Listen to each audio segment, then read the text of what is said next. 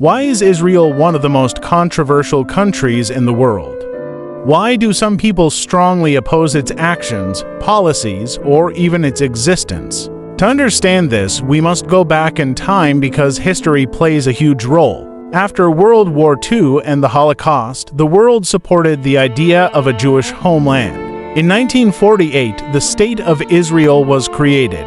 But this came with conflict because the land was already home to Palestinians. Hundreds of thousands of Palestinians were displaced during the creation of Israel. This event is called the Nakba by Palestinians, meaning catastrophe. This moment planted the seeds of hatred that still exist today. Since its creation, Israel has fought multiple wars with neighboring Arab countries. It occupied lands like the West Bank, Gaza Strip, and East Jerusalem after the 1967 war. Critics say Israel's ongoing control of Palestinian territories is illegal under international law. Many accuse Israel of apartheid policies treating Palestinians unfairly, restricting movement, and limiting rights. Israel says it needs to protect its people from terrorist attacks. Groups like Hamas, which rules Gaza, have fired rockets into Israeli cities.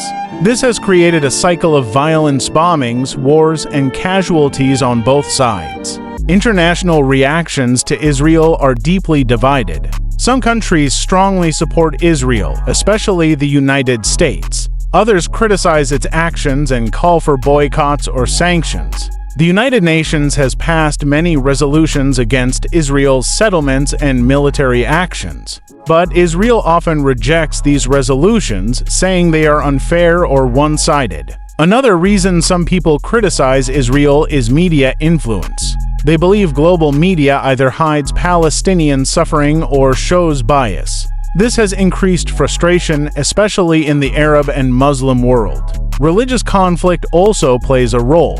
Jerusalem is a holy city for Jews, Muslims, and Christians.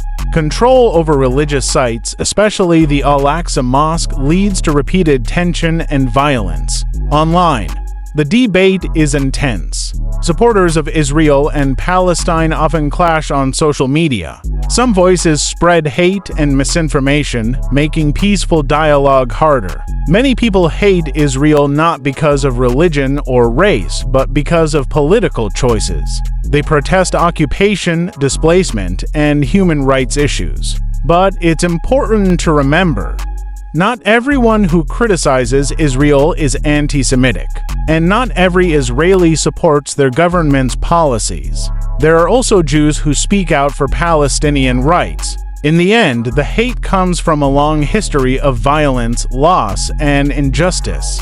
Understanding this conflict requires looking deeper not just at one side, but peace in the region has been hard to achieve. Many attempts have failed, from the Oslo Accords to the recent Abraham Accords.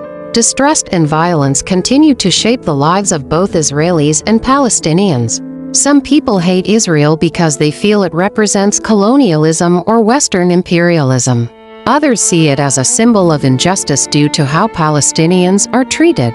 This anger grows stronger with every new conflict, eviction, or bombing. At the same time, others feel hatred toward Palestinians or Muslims due to terrorist attacks. This cycle of fear and hatred feeds itself, generation after generation. Without justice, peace remains out of reach. Education is key to understanding both sides. This isn't a conflict of good versus evil, it's a tragedy where many suffer. The hate comes from history, trauma, and political failures, not from people being born enemies. Young people today have the power to learn, speak out, and push for change. You don't have to pick a side to support peace, freedom, and human rights for all. If we want peace, we have to understand the pain. We have to listen to each other's stories, not just the ones we agree with. And we have to stop blaming entire groups for the actions of a few.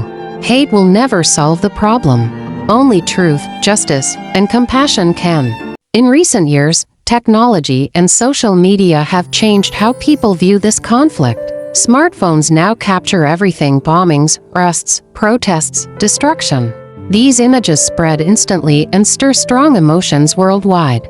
Many young people, even those far from the region, take sides based on what they see online. But online posts often lack full context. What's missing is the deeper understanding of history, politics, and humanity. Some people hate Israel without knowing any Israelis. Others hate Palestinians without knowing their daily struggles. This ignorance fuels more hate, fear, and stereotypes. But there are also stories of hope.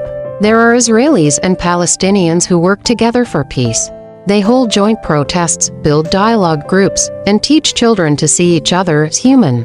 Their voices are not often heard, but they exist. Hate is loud, but peace is quiet, slow, and often hidden. That's why it's so important to share these stories, not just stories of war, but stories of courage, compassion, and cooperation. If we want to end the hate, we need to support peace efforts. That means pushing governments to respect human rights. It means questioning what we see online. And most of all, it means never forgetting that behind every flag is a human being.